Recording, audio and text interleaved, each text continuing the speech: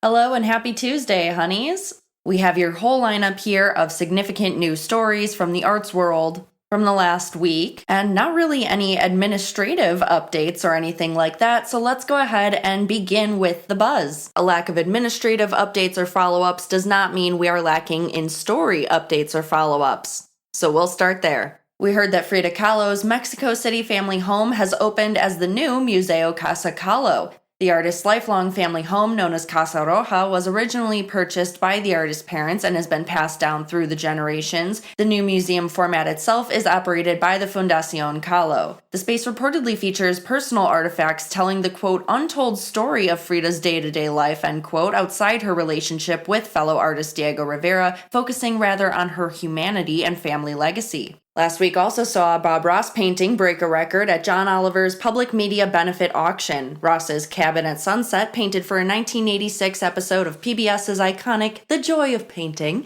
sold for roughly $1,044,000 US on Monday. Oliver's benefit auction for public broadcasting will provide, quote, crucial funds towards free speech in America, end quote, according to Art News. We also learned of 4 additional suspects arrested in connection to the Louvre Museum heist. According to statements made by French prosecutors on Tuesday of last week, 2 men and 2 women between the ages of 31 and 40 and from the local area were arrested that day and are being questioned. According to Le Parisien, one of the men, who already has a criminal record, has been charged with organized theft and criminal conspiracy. He's also suspected to have been one of the 4 who actually carried out the heist. Although the Louvre recently rolled out a set of emergency security measures, a French national audit says the full extent of the recommended security changes are, quote, not expected to be finished until 2032, end quote. And finally, Sotheby's sold 125 works from Japan's Okada Museum. Sotheby's told Art News that the collection, whose worth was, quote, estimated in excess of $50 million US, end quote, hit the auction block in Hong Kong on Saturday, achieving white glove status, meaning every work was sold.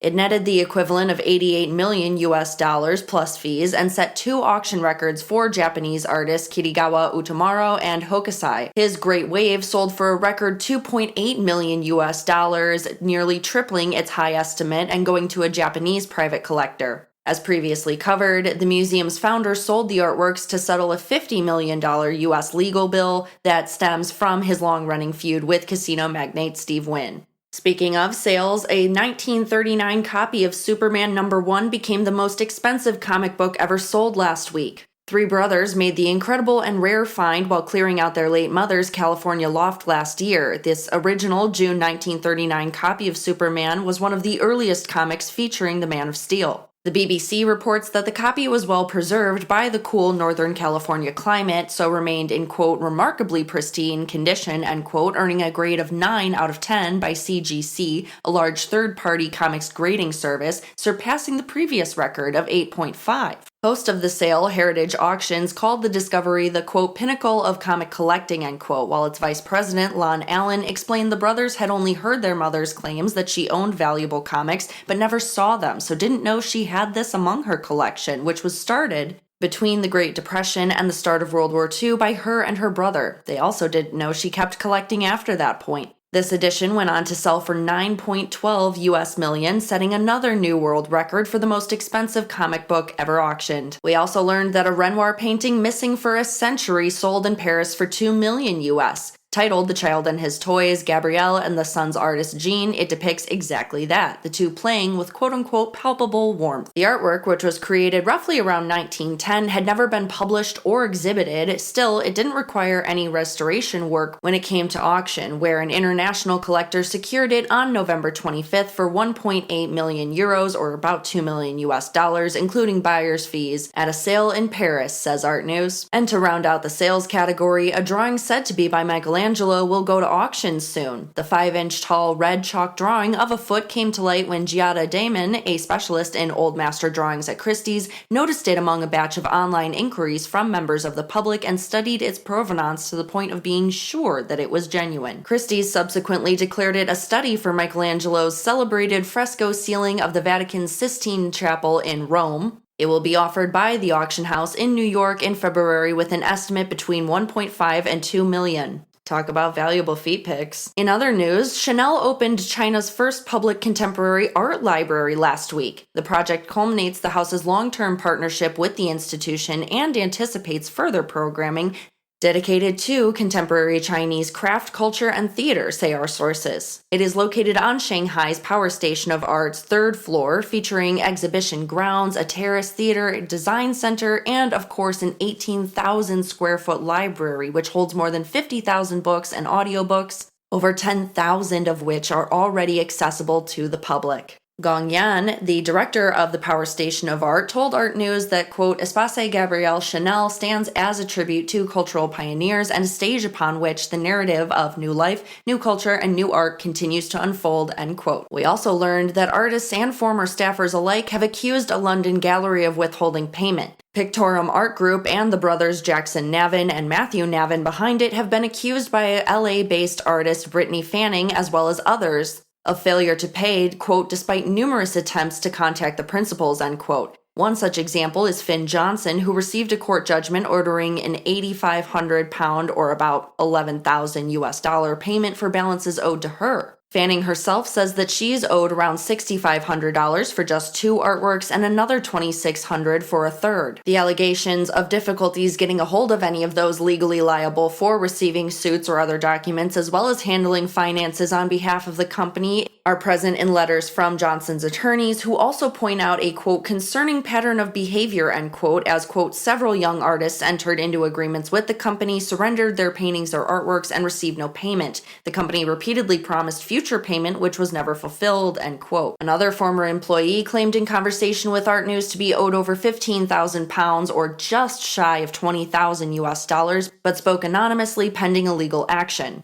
The reportedly atypical payment terms did raise my eyebrows here, as they do seem to open the door to potentially predatory behavior. Pictorum would take works on about 20 to 30% consignment for the artist's share of the proceeds, as opposed to the typical 50-ish%. The works would go into an exhibition to be sold later, and the gallery would supposedly pay the balance after they sold, but obviously these artists have not received that remainder. The Pictorum Art Group was dissolved back in July, and Art News' attempts to reach the Navin brothers were unsuccessful. It remains unclear, therefore, whether these artists will ever be paid or get their artworks back. We also learned that a UK museum is raising $4.6 million to keep a medieval masterpiece from entering a private collection. The Dorset Museum and Art Gallery in Dorchester has launched a campaign to keep a rare Netherlandish altarpiece titled The Master of the Sherborne Almshouse Triptych from 1480 through 90, which is valued at £3.5 million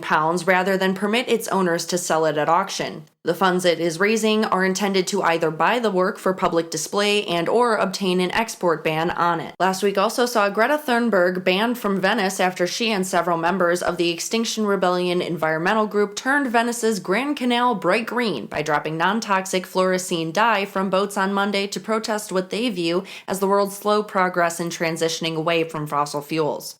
The group additionally performed a mock funeral procession while dressed in red with veiled faces, then unfurled a banner reading "Stop Ecocide" from Venice's Rialto Bridge to highlight, quote, the massive effects of climate collapse, end quote. Interestingly enough, this was only one of a series of demonstrations at lakes, fountains, and waterways across 10 Italian cities following the recent United Nations Climate Change Conference, or COP30, in Brazil, which the USA did not attend, and during which the EU threatened to veto a weakened agreement before ultimately signing a deal still criticized for lacking sufficient urgency on emissions cuts. The Swedish activist and 35 other protesters were therefore banned from the city of Venice for 48 hours and fined $178 apiece by Venetian officials as a result. In spite of Venice's heightened vulnerability to climate change, especially rising seas, Luca Zaia, the regional governor, told The Independent that the stunt was, quote, a disrespectful act towards our city, its history, and its fragility, end quote. Meanwhile, Hands Off the Arts members and other creatives, plus former staff, protested recent changes at the Kennedy Center, which they and others in the art world see as politicization of the historic institution by Trump and his administration on November 24th. Firings across the center, including the entire dance programming team, began after leadership changes early this year and have continued since. Artists and now former staff showed up to participate in a coordinated performance arts-based protests, primarily dancing, and expressed concerns that artistic freedoms are at risk in this country. Several interviewees of local WUSA 9, including local artists and former staff, said they think the center, quote, has lost its mission and sense of community, end quote, and that it was, quote, really painful to see such a beautiful jewel of the arts be taken apart for political reasons, end quote. They see what's happening at the center as a warning sign for other American institutions. Notably present there was the Kennedy Center United Arts Workers Union. But that's not the end of our story, honeys. Senator Sheldon Whitehouse, the ranking Democrat on the U.S. Senate Committee on Environment and Public Works, which oversees public buildings, including the center, launched an investigation of the leadership at the Center for the Performing Arts last week over what he says are, quote, millions in lost revenue, luxury spending, and preferential treatment for Trump allies, end quote. Included in the senator's letter to the Kennedy Center president, Richard Grenell, are claims that some documents obtained by the committee appear to show that non-arts groups are getting significant discounts on rental fees at the Kennedy Center. One example of this, the Washington Post writes, is a copy of a contract with FIFA that shows the International Soccer Organization will not pay the usual $5 million in rental fees when it takes over for 3 weeks to announce next year's World Cup draw. To which Grenell responded that the International Soccer Organization has, quote, given us several $millions in addition to paying all of the expenses for this event. A simple rental fee would not have been enough to cover the magnitude of the event, end quote. Senator Whitehouse says, however, that these and other actions show a, quote, profound disregard, end quote, for leadership's, quote, fiduciary responsibility, end quote. The Why We Care here, it's another case of poor timing in some senses. NPR writes that these allegations of financial mismanagement come at a time of declining audiences. The Washington Post found that ticket sales at the Kennedy Center have, quote,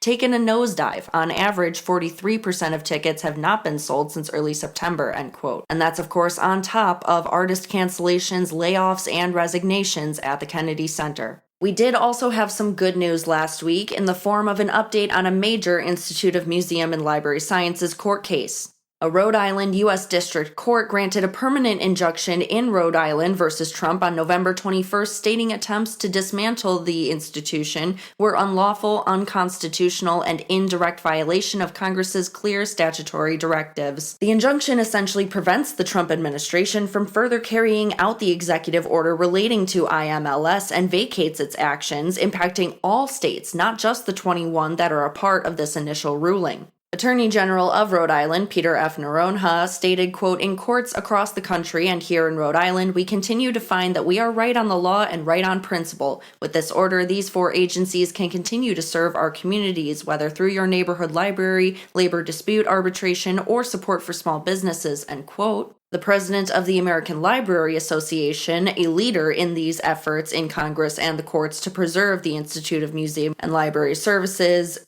also wrote that, quote, this victory belongs to all of us and we build the future of our libraries together. As we celebrate this decision, ALA invites everyone to keep using and speaking up for libraries. Your voice makes a difference and your community leaders need to hear it, end quote. It is unclear how this ruling will impact IMLS staffing or grants, as well as the hearing scheduled for oral arguments set for December 4th in the First Circuit Court of Appeal. The Trump administration is likely to appeal this ruling either way. And finally, honeys, we learned that Alma Allen will represent the U.S. Pavilion at the 2026 Venice Biennale. The selection of the Mexico-based American sculptor on November 24th ended an increasingly contentious and politically thorny search for a U.S. Pavilion artist. Ellen will fill the pavilion with a 30-work exhibition curated by Jeffrey Uslip titled Call Me the Breeze. Artforum writes that the artist's, quote, polished rounded surfaces and biomorphic shapes evoke the work of Constantine Brancusi, end quote. Ellen has been on the rise over the last decade, but would be, rather unusually, starring in Venice without having first had a major museum solo, unlike many past U.S. pavilion artists. Ellen was also not the first choice, apparently. The Washington Post reported that curator John Ravenal and artist Robert Lazzarini were initially awarded the commission, but the proposal was withdrawn after the collapse of a funding agreement between the State Department and the University of South Florida's Contemporary Art Museum.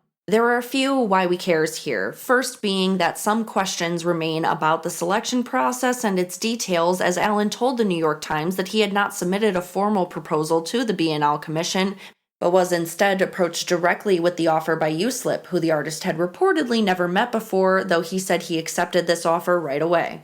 In years past, the U.S. Pavilion artist had been selected through a call for proposals reviewed by the Advisory Committee on International Exhibitions, which is assembled by the National Endowment for the Arts and the U.S. Department of State and State Department. One of our sources, HypeArt, noted that fewer candidates applied this year, a trend that some attribute to the State Department's guidelines requiring proposals to, quote, reflect and promote American values, end quote, and prohibiting programs tied to DEI, further narrowing the field. And the second reason, as Art News posited, is that, quote, in the context of the ideological reweaving of arts and culture under President Trump, the choice of U.S. representative offers a prism through which to read his priorities, end quote. We also learned GoFundMe created donation pages for hundreds of museums this fall, but did not tell the museums. Organizations across the USA were shocked to learn that the crowdfunding platform, better known for helping individuals with personal causes, had established nearly 1.6 million pages benefiting U.S. nonprofits without informing the institutions themselves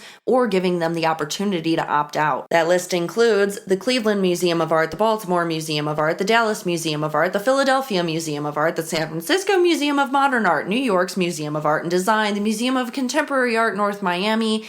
You get the picture. There are three main problems with GoFundMe having done this. Their pages were optimized for web searches and built to draw donors potentially away from the nonprofit's own websites. GoFundMe also charges a transaction fee, thus lessening the amount of the donation to the museums, and a spokesperson for the platform stated GoFundMe could not determine how much money was donated to museums using these pages since the donated funds were not broken down by type of nonprofit.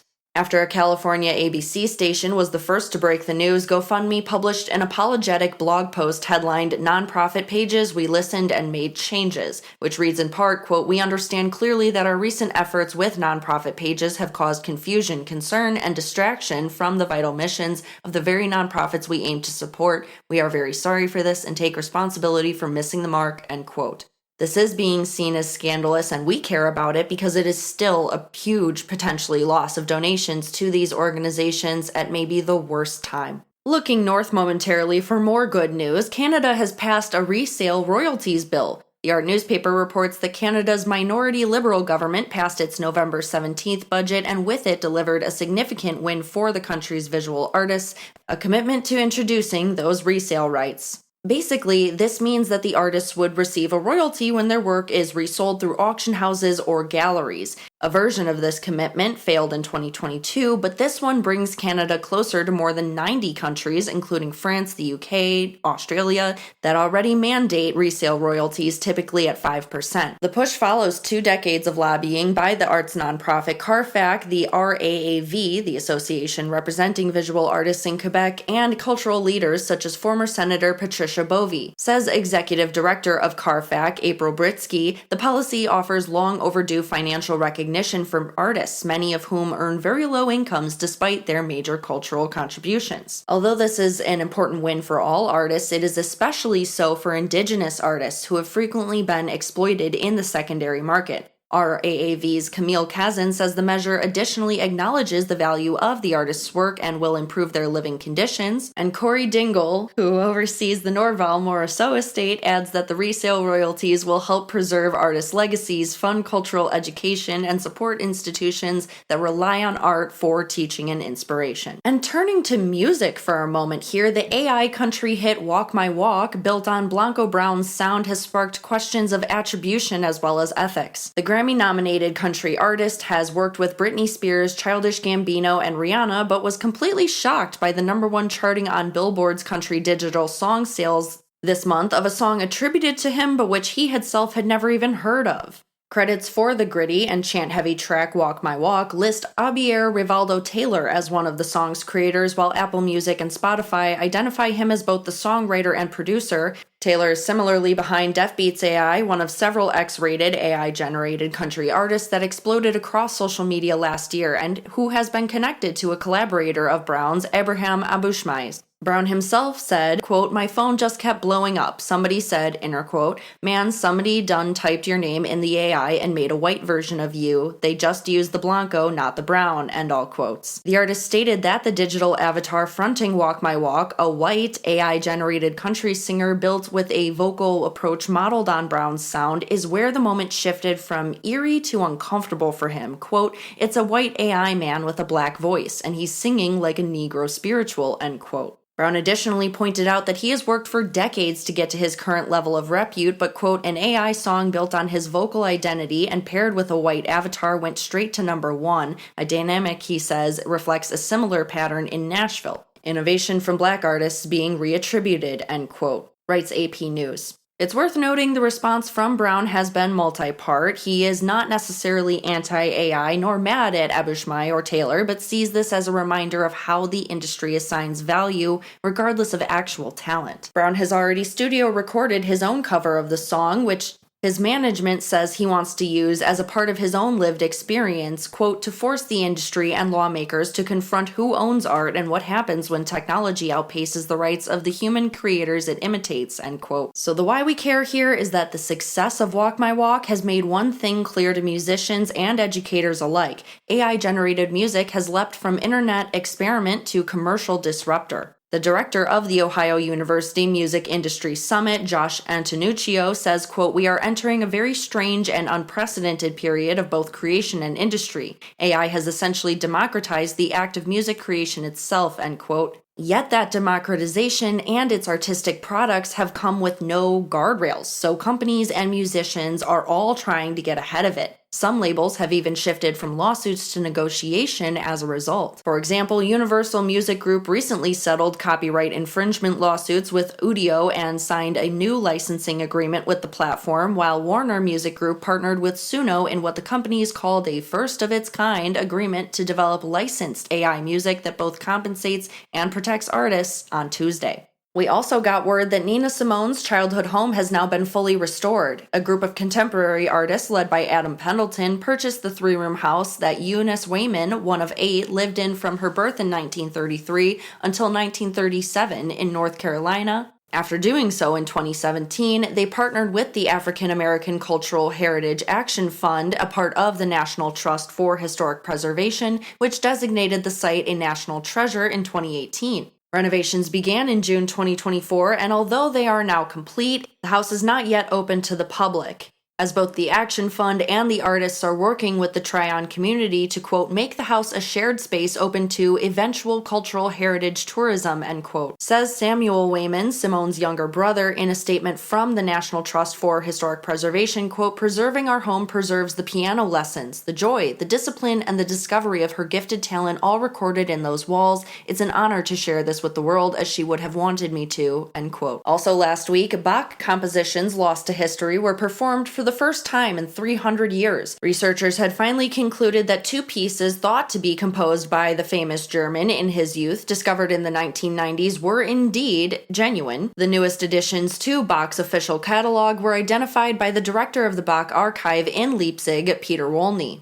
Dutch conductor and organist Toon Koopman performed both for an audience gathered in St. Thomas Church in Leipzig, Germany, where Bach is buried, to listen to Chaconne in D minor, BWV 1178, and Chaconne in G minor, BWV 1179 on November 17th. We also heard that the Rijksmuseum will partner with researchers to explore the health benefits of art. The findings of an arts interaction study done between March 2021 and March 2022 led its researchers to posit that Parkinson's patients may benefit from personalized treatment plans that take creativity into account as both a therapeutic tool and a potential outcome. The findings of the second part of the study, published this past January, confirmed that 8 subjects who explored different creative practices such as painting, music making, and writing across a 10-week period overall reported less anxiety and an increased sense of well-being. Researchers also noted a slight improvement in cognitive function and fewer visits to healthcare providers. The Michael J. Fox Foundation announced on November 17th that it had awarded team member Bob Loam, the director of the Center of Expertise for Parkinson and Movement Disorders at Netherlands Radboud University Medical Center, its Pritzker Prize for his work on holistic Parkinson's care. According to the art newspaper, the $200,000 U.S. grant that the prize comes with will be used for the team's newest 18-month study, which will involve 3 groups of participants, one of which will explore the Rijksmuseum's art collections via a free annual pass and special evening visits. And after more than 40 years on the job, art critic Christopher Knight began his retirement on November 29th. Knight has been a renowned, incisive voice in the art world for nearly half a century and was one of the last full-time art critics left at a U.S. daily newspaper. He received a Pulitzer Prize for criticism back in 2020. And Los Angeles Times staff writer Jessica Gelt wrote of her colleague in a recent column, quote, "It's impossible to overstate the loss Knight's departure represents for the paper and Los Angeles, or what a tireless, generous, inspiring colleague he is. In short, he is everything a truly excellent critic should be," end quote. While art critics could be seen as gatekeepers to the art world and therefore figures embodying its elitism, art critics have a very long and important role in art history of helping us to determine